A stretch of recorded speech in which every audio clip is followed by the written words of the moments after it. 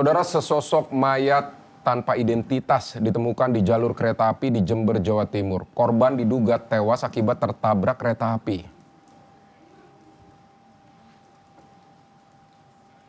Saudara, warga Kaliwates, Jember, Jawa Timur digegerkan dengan penemuan sosok mayat perempuan tanpa identitas di kawasan jalur perlintasan kereta api di titik kilometer 190.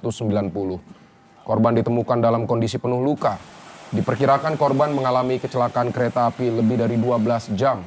Penemuan mayat ini berawal dari sekelompok pemuda setempat yang hendak ke sawah dan melihat ada sosok tubuh manusia tergeletak dan mengeluarkan bau tak sedap.